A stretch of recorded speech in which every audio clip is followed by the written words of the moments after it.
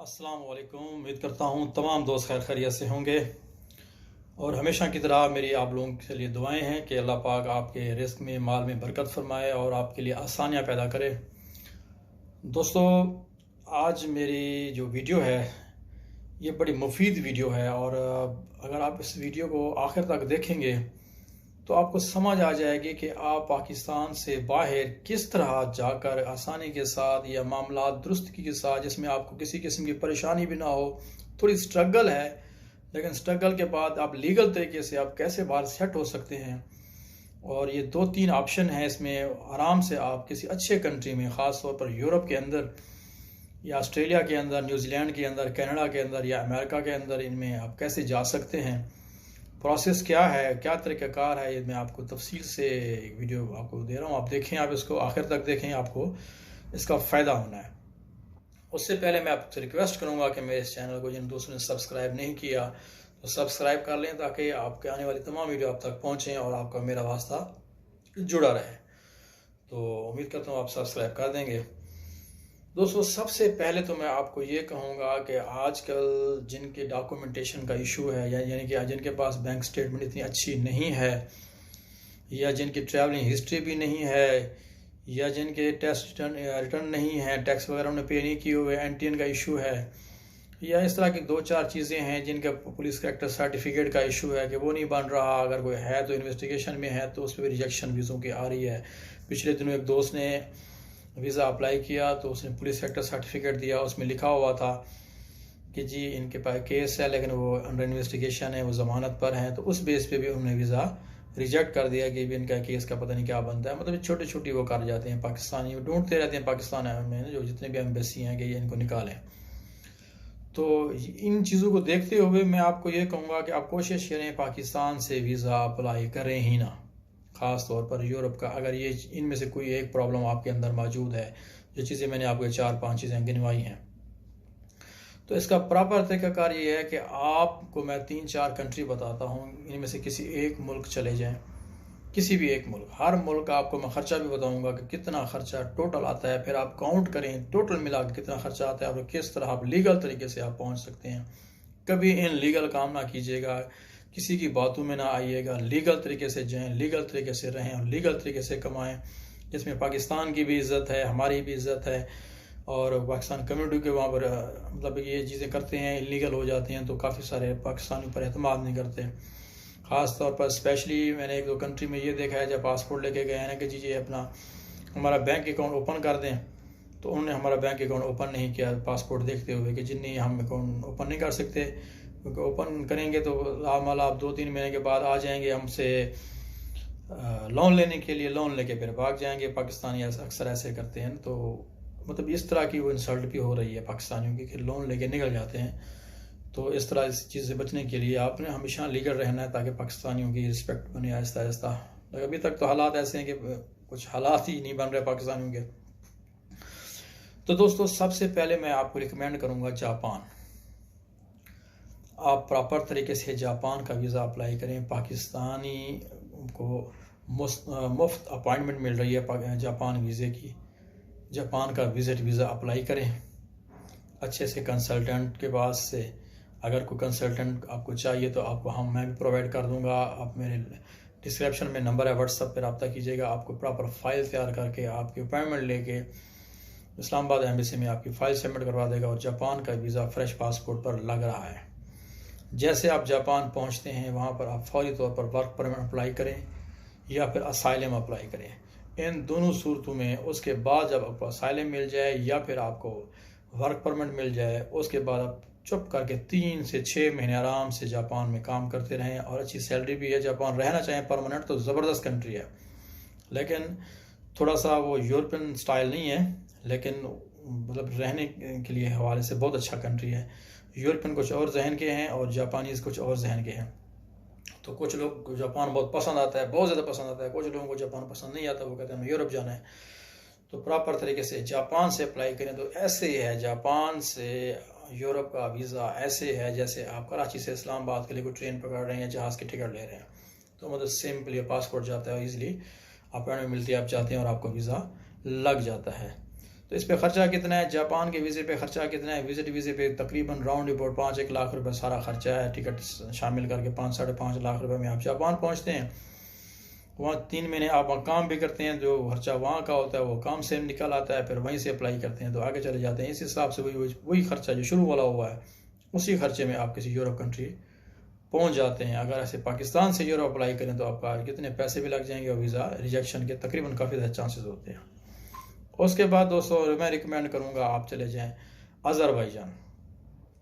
Azerbaijan चले जाएँ, वहाँ से और ज़्यादा कम खर्चा है, उससे घर बैठे आपको ई वीज़ा मिल जाता है। बिज़नेस वीज़ा लें, बिज़नेस वीज़ा लेने के बाद वहाँ चले जाएँ, वहाँ पहुँचने के बाद आप बिज़नेस TRC अप्लाई करें। बिज़नेस TRC अप्लाई करने के बाद आपको TRC दे देते हैं, 6 महीने उस TRC पे आप वहाँ रहें। 1 साल की TRC होती है। 6 महीने के बाद आप अज़रबैजान से ही अप्लाई करें किसी यूरोपियन कंट्री का, तो 7 सारे यूरोपियन हमसाए भी उसके यूरोपियन कंट्रीज़ हैं। और उसके अलावा कनाडा भी, अमेरिका भी अप्लाई करें। बिज़नेस कम्युनिटी का आप हिस्सा होंगे, बिज़नेस आप कर रहे हैं तो ठीक है, नहीं कर रहे हैं तो आप चल रहे हैं आपकी TRC, बिज़नेस TRC चल रही है, अपना अकाउंट ओपन करवा के आप मेंटेन करते रहें। वहाँ पर पैसे डेली निकाल के जमा कर दिए, ये वो बस। वहाँ पर जॉब्स का इशू है, वहाँ पर बिज़नेस है लेकिन जॉब्स का इशू है क्योंकि वहाँ लैंग्वेज प्रॉब्लम है, तो थोड़ा सा वहाँ रहने खाने पीने के लिए आपको मैनेजमेंट करनी पड़ेगी सारा कुछ। तो वहाँ से फिर आप अप्लाई करें तो वहाँ पर भी इजीली आपको यूरोप का वीज़ा मिल जाएगा। बानिस्बत पाकिस्तान से खर्चा वही आ जाता है जो आप शुरू में करके जाते हैं या वहाँ जाकर करते हैं। बार बार पाकिस्तान में खर्च करके, टाइम वेस्ट करके, लंबी लंबी अपॉइंटमेंट्स लेके और पैसा ज़ाया हो जाए, उससे बेहतर है कि आप प्रॉपर तरीके से आप वहाँ जाकर अप्लाई करें तो आपको वीज़ा ईज़िली आसानी लग जाएगा। उसके बाद तीसरा दोस्तों मैं रिकमेंड करूँगा आप चले जाएँ हांगकॉन्ग। हांगकॉन्ग का तरीकाकार, आप घर बैठे आप ऑनलाइन वीज़ा अप्लाई करेंगे, उनको मेल करेंगे, क्योंकि एम्बेसी पाकिस्तान में नहीं है तो वो आपको रिप्लाई देंगे मेल के ज़रिए कि जी ये डॉक्यूमेंट्स हमें इस एड्रेस पे भेज दें।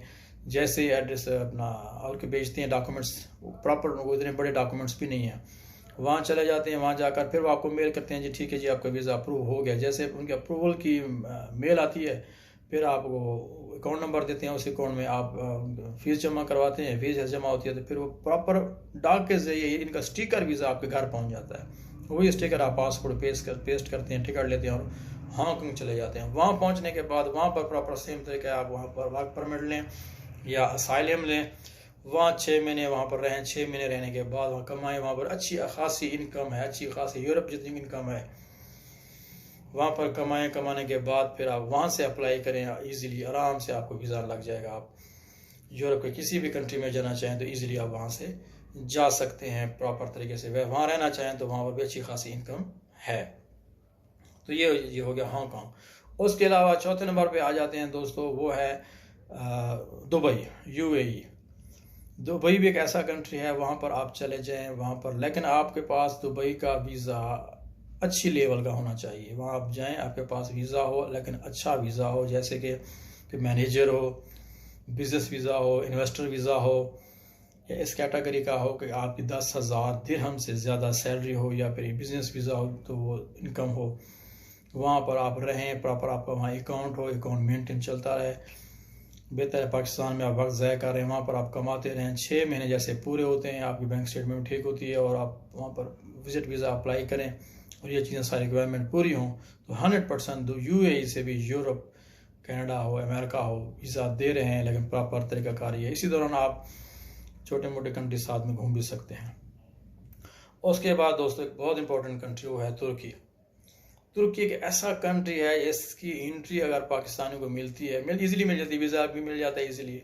मतलब इस कंट्री में जाने के बाद, क्योंकि यूरोपियन को ये पता है कि जो बंदा तुर्की में रह रहा है, अगर वो चाहता है लीगल या इनलीगल, तुर्की से यूरोप पहुंच जाते हैं बंदे। वहाँ पर इतना बड़ा मुश्किल नहीं है प्रोसेस, डंकी भी बहुत आसान है वहाँ पर आपको डंकी लगवाने वाले ऐसे मिलेंगे, गली गली में आपको मिलेंगे जी। चलें जी, आपको बाई रोड, बाई जनाब बोट और बाई ट्रक आपको ग्रीस पहुँचा देते हैं, इटली पहुँचा देते हैं, इतने पैसे लेंगे, डन बेस पर, इस तरह। तो तुर्की एक ऐसा कंट्री है, वहाँ पहुँचे लीगल तरीके से, वो डंकी वाले चक्करों में ना पड़े। आप वहाँ पहुँचे, वहाँ जाकर आप वर्क परमिट लें या वहाँ पर TRC लें। TRC वहाँ आसानी से मिल जाती है। TRC लेने का इंतहाई आसान तरीका वहाँ पर यह है कि आप वहाँ पर कोई भी घर रेंट पर ले लें। रेंट लेने के बाद जो रेंटल एग्रीमेंट होता है वो साथ लेके चले जाएं, वहाँ इमिग्रेशन में जमा कराएंगे। इतने पैसे, इतनी ज़्यादा फीस भी नहीं है, वो देंगे तो उसी बेस पर आपको 1 साल की TRC मिल जाएगी। और TRC मिलने के बाद वहाँ अपना छोटा मोटा काम करें या फिर जॉब करते रहें, 6 महीने वहाँ सुकून से गुजारें। 6 महीने के बाद फिर आप वहीं से, क्योंकि आपके पास विजिटर नहीं होंगे, आपका चेंज होगा स्टेटस, TRC होगी, टेम्परेरी रेजिडेंस सर्टिफिकेट होगा, तो फिर वहीं से आप फिर अप्लाई करते हैं यूरोप का, तो आप लीगल तरीके से बाय एयर वीज़े भी आप चले जाएंगे यूरोप में। फिर अगली स्टोरी फिर आपको पता है कि वहाँ पर आपने क्या करना है क्या नहीं करना। तो मतलब एक बेहतरीन प्रोसेस है, बेहतरीन का कार्य, तुर्की मतलब आसानी से आप जा सकते हैं। उसके बाद दोस्तों है जॉर्जिया। जॉर्जिया एक यूरोपियन कंट्री है लेकिन शेंजन में नहीं आता, इंतहाई तरक्की याफ्ता मुल्क है। वहाँ पहुँच जाते हैं तो वैसे तो वहाँ से आगे जाना भी मुनासिब नहीं है, वहाँ पर भी अच्छी खासी इनकम है, वहाँ बिज़नेस है, वहाँ पर जॉब्स इतनी नहीं है लेकिन बिज़नेस वहाँ पर है। अगर वहाँ चले जाते हैं, वहाँ जाकर आप TRC लेते हैं, TRC लेने के बाद 6 महीने आप सुकून से रहते हैं, फिर वहीं से अप्लाई करते हैं अमेरिका के लिए, कनाडा के लिए, या किसी भी डेवलप कंट्री के लिए जो उससे ज़्यादा तरक्की याफ्ता हो। तो वैसे सुनने में आ रहा है कि वो भी क्रोएशिया की तरह इसी 2023 के दिसंबर में शेंजन में आ जाएगा अपना जॉर्जिया। तो शेंजन में आ गया तो यूरो, तो फिर वही हालात तो वही बाकी जैसे हैं, तो वहाँ पर भी वही सेटअप होगा। लेकिन मैं तरीक़ाकार बता रहा हूँ कि वहाँ से भी आगे आप इजीली जा सकते हैं अगर वहाँ पहुँच जाते हैं। तो वहाँ पर ये जो गल्फ़ कंट्री के जिनके अच्छे वीज़े हैं, मैनेजर टाइप वीज़े हैं और काफ़ी टाइम से वहाँ रह रहे हैं, तो उनको ये ऑनरेबल वीज़ा है अगर डॉक्यूमेंटेशन उनकी पूरी है। तो जो लेबर कैटेगरी वालों को अक्सर ऑफलोड कर देते हैं, मतलब डिपोर्ट कर देते हैं, बाकियों के लिए है वो ऑनरेबल वीज़ा देते हैं।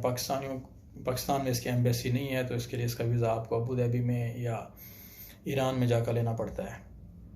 तो ये भी एक बेहतरीन वे है।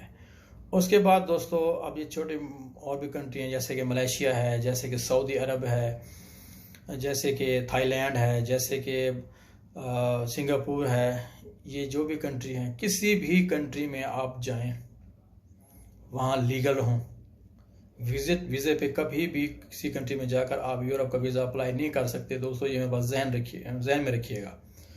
वहाँ आपको वर्क परमिट होना चाहिए आपके पास, या आपका स्टेटस चेंज होना चाहिए, विजिटर नहीं होना चाहिए, परमानेंट होना चाहिए वहाँ का आपका स्टेटस, तब भी आप यूरोप का या किसी भी कंट्री का वीज़ा अप्लाई कर सकते हैं। और फौरी भी नहीं, कम से कम 6 महीने का फ़र्क होना चाहिए, फिर जाकर अप्लाई करें तो आपके 100% चांस होते हैं वीज़ा लगने के और आप इजीली वहाँ से जा सकते हैं। तो मेरा इस वीडियो बनाने का मकसद सिर्फ ये है कि पाकिस्तान में रहते हुए आपको ये 4-5 छोटी मोटी चीज़ें प्रॉब्लम्स हैं, तो पाकिस्तान में कभी भी आप पैसा ज़ाया ना कीजिएगा, वक्त ज़ाया ना कीजिएगा, वीज़ा अप्लाई ना कीजिएगा। आप बाहर जाकर अप्लाई करें, प्रॉपर तरीके से रहें, वही टाइम देख लें, उसे वहीं कमा के वहीं दे के प्रॉपर तरीके से चलें। थोड़ी स्ट्रगल है, थोड़ी मेहनत है, लेकिन फ्यूचर नज़र आ रहा होता है। उसके बाद सबसे इम्पोर्टेंट चीज़ मैं आपको जो कहना चाहता हूँ वो दोस्तों ये है कि बाहर जाने के बाद फौरी तौर पर अप्लाई नहीं करना, कम से कम 6 महीने का आपने वक्फा रखना है, तब भी जाकर आपने अप्लाई करना है। तभी जाते अप्लाई करेंगे तो वीज़ा 100% रिजेक्ट हो जाएगा। उम्मीद करता हूँ कि आप लोगों को मेरी वीडियो ये पसंद आई होगी, तो मेरे चैनल को ज़रूर सब्सक्राइब कर दीजिएगा ताकि आने वाली भी वीडियो आप तक पहुँच सकें। थैंक यू सो मच दोस्तों।